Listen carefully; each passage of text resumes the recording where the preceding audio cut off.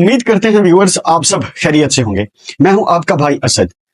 हीरा मंडी, कोठा या इस किस्म की जगहों के नाम जब हम सुनते हैं तो हमारे जहन में एक ऐसी जगह का ख्याल आता है जहां पर सेक्सुअल एक्टिविटीज होती हैं या फिर जिस्म फरोशी होती है।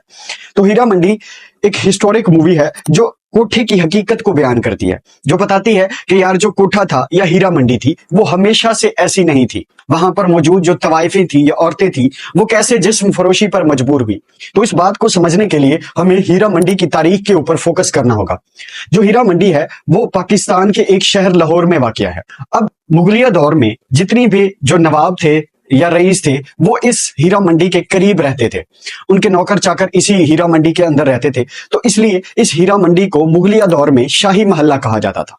अब इस हीरा मंडी में शायरी होती थी, मुकालमा होता था, तहजीब और सकाफत सिखाई जाती थी। यहाँ पर लोग बाकायदा बातचीत करने के आदाब सीखने के लिए आते थे।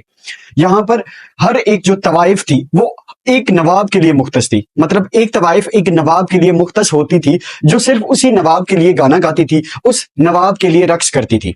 या फिर अगर किसी नवाब या रईस की शादी या कोई इस किस्म का फंक्शन होता तो जो तवाइफें थी वो वहां जाकर रक्स करती थी, गाना गाती थी, गजलें सुनाया करती थी। तो वो कहते हैं ना यार कि वक्त सदा एक सा नहीं रहता।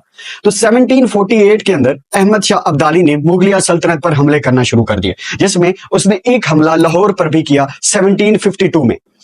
अब जब उसने लाहौर पर कब्जा किया तो सबसे पहले उसने उन लोगों को मुतासिर किया जो रियासत के करीबी थे। अब ये जो तवाइफें थी ये नवाबों के और रईसों के करीब थी।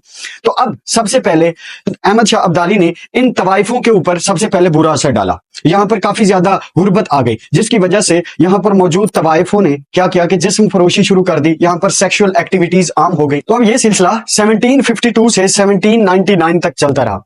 तो यार आगे बढ़ने से पहले मैं आप लोगों से रिक्वेस्ट करूंगा कि यार प्लीज चैनल को सब्सक्राइब कर दे। मैं आइंदा भी इस किस्म की इंफॉर्मेटिव वीडियोस लाता रहूंगा।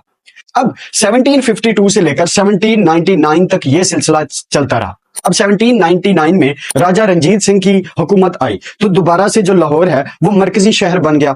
हीरा मंडी की रौनकें दोबारा बहाल हुई। वहां पर तहजीब और सकाफत जो पुरानी थी वो दोबारा से डेवलप हुई। वहां पर जो तवाइफें थी उन्होंने जिस्म फरोशी छोड़ दी और सेक्सुअल एक्टिविटीज का भी खात्मा हो गया। अब ये जो सिलसिला है तहजीब और सकाफत जो है हीरा मंडी की, ये 1857 तक बरकरार रही। अब जब 1857 की जंग आजादी हुई तो उससे पहले जो तवाइफें थी उन्होंने जो जंग आजादी थी उसके लिए भरपूर कोशिशें की। तो अब जब 1857 की जंग आजादी हुई और ईस्ट इंडिया कंपनी ने जो है वो कब्जा कर लिया, तो अब सबसे पहले जो है उन्होंने इन तवाइफों को टारगेट किया, क्योंकि इन्होंने जो है वो जंग आजादी के अंदर क्या लिया था, हिस्सा लिया था या अपना एक रोल जो है वो प्ले किया था। तो इसलिए उन्होंने इनको काफी ज्यादा टारगेट किया। यहाँ पर हर रोज उन्होंने पुलिस के जो है वो छापे लगवाए, जिसकी वजह से यहाँ पर गुर्बत आ गई। औरतों ने दोबारा से जो है वो जिस्म फरोशी शुरू कर दी और दोबारा से सेक्सुअल एक्टिविटीज जो है वो आम हो गई।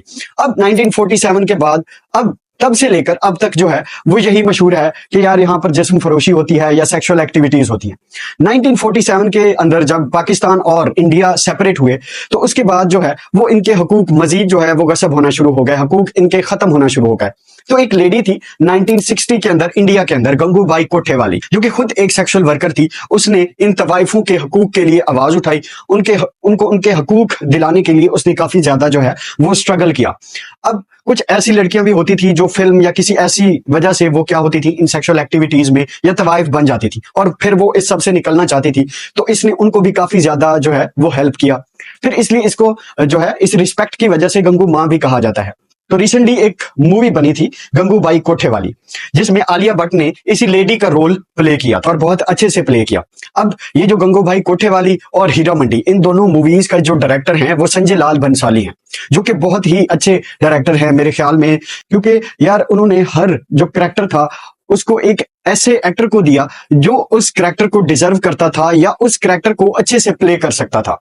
तो दोस्तों आज की वीडियो को इतना ही रखते हैं। आप सबसे रिक्वेस्ट करूंगा कि यार चैनल को सब्सक्राइब करें, वीडियो को लाइक करें, क्योंकि मैं आइंदा भी आपके लिए इस किस्म के इंफॉर्मेटिव वीडियोस लाता रहूंगा। मिलते हैं नेक्स्ट वीडियो में। अल्लाह हाफ़िज़।